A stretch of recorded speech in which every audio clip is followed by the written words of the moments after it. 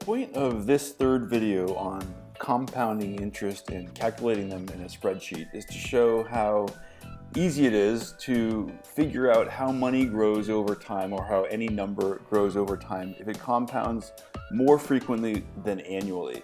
In the past, we've done something with annual compounding. This just adds a slight variation on that more closely resembles how things work in the real world. So if you've already understood the compound interest formula in the spreadsheet, this is going to be just a small tweak that gets us closer to the real world. An example we could use would be, how does a stock grow over time? And if you haven't heard of a dividend reinvestment program, I'm just going to define that now. It's called a DRIP. You should look it up. It means that in many cases you can get paid by a company that issues stock, and instead of paying you in the form of traditional dividends, which would be money, you get paid in more stock. The reason I'm going to mention this program is that because it allows for kind of easy math when we do compounding more frequently than annually, and it would be an application in the real world. So paid in more shares, not just cash. That's a dividend reinvestment program. Dividend reinvestment program. You don't have to know about that, but that's just kind of what I'm trying to do to make this a little bit realistic. Let's say we start with an initial investment in that DRIP, in that stock, of $25,000. And the question is, how does that $25,000 grow over time? I'm going to label these traditionally, as I've done before in earlier videos. The present value of your investment is $25. The dividend reinvestment stock, the DRIP, grows at what we would call an annual yield, and I'm just going to make this up for today, of 6%.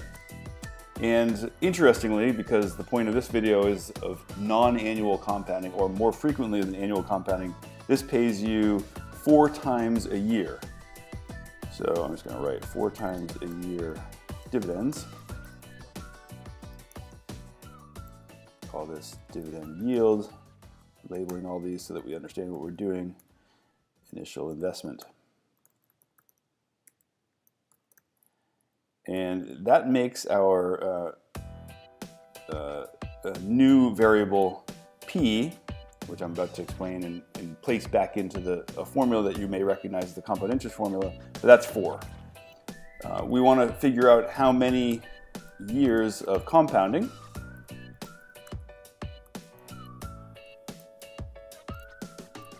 And that's going to be, we can make up whatever we want, but let's say 10 years of compounding, and that is going to be labeled N. And finally, what we're trying to do is figure out what is the future value of our stock after reinvesting dividends.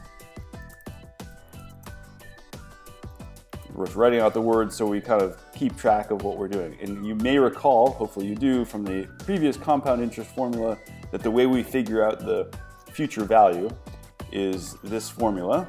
The future value is equal to the present value multiplied by 1 plus and the yield, or internal rate of return, or interest rate, that would be represented by the y function. And previously we'd written this as raised to the power of n. I'm now going to introduce, because this is non-annual compounding, an additional number here, which is I'm going to divide the y by p. And in plain language, what does that mean?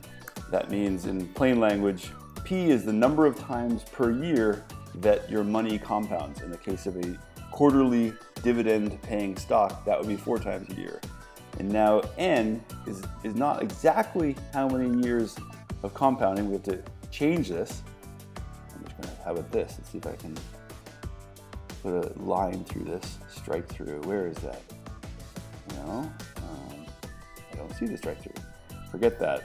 But imagine I'm going to strike through, and how many, instead of it's how many years, it's how many times does this compound overall in the course of our 10 years.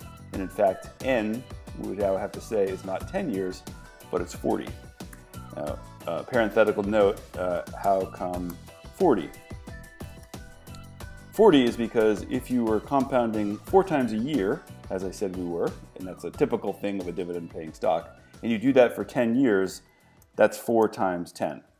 If I was to say you were compounding twice a year, just in a different example, and you're going to do it for 8 years, you would say, well, twice a year times 8, and that would be obviously 16. We can do that math. But in this case, the one we started above is our n has to be 40 because 10 years at 4 times a year, we have a new n. It's how many times does it compound? Okay, so this is our new formula right here. And now we're just going to set it up according to the example that I've now done. So how much is it worth? Our new stock, I'll put it over here. How much is it worth? And I'll put the formula right here. And I'm going to set up this same formula in box B11 right here into F5 and solve it using the inputs that I've done here. Okay, so future value is equal to the initial investment, our present value. We multiply that by 1 plus the yield, which I've named as 6% dividend yield. Divide that by how many times per year am I getting my dividend yield. And now raising that to the power of the number of compounding periods, in this case 40, because 4 times a year for 10 years. And the answer is that our $25,000 grows to $45,350.46. You say, okay, great, that's good to know. In this scenario, we don't even need, particularly, just to give you an example of how DRIPs are interesting or dividend reinvestments are interesting, we don't even need the stock price to go up over the 10 years. We simply need to reinvest our dividends at 6%, and that's how much our investment will be worth. And you might think, okay, I don't know, how does that compare to the next thing I want to show you, which is what if that had not been annually compounding? What if that had not been compounding 4 times a year? What if it had been annual compounding? What's the difference? And I'll just put in enough to show you how it would be slightly different if it was annual compounding, not what we just did, 4 times a year compounding. So I'll program that 25,000 multiplied by 1 plus the same yield, and now we just have different inputs. We'd raise this to the power of 10. Let's say it's, in this case, we were compounding for 10 years only and we weren't messing with the 4 times a year thing. What would be that? That amount of money would grow to $44,771.19. And you think, well, that's not very different. Put right here, what's the difference? We do a little math. We'll program that little math. That's not a big difference between 45,000 and 44,000. It's in fact $579.27. You think that's not a very big deal. So why are we even bothering? We're bothering because A, it's more correct. This is 4 times a year compounding, I'm labeling it. It is more correct. It is how it is actually growing over time. And the other reason is, which is more like how it happens in real life. The other reason is you're not always talking about $25,000 initial investment. You might be talking about, in the case of some large insurance company or bank, let's say 50 million.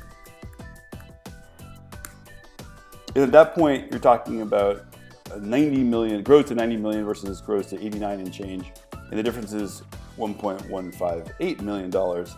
And at that point, you think, okay, that's worth somebody's job to know whether it's going to grow to 90.7 million versus 89.5 million.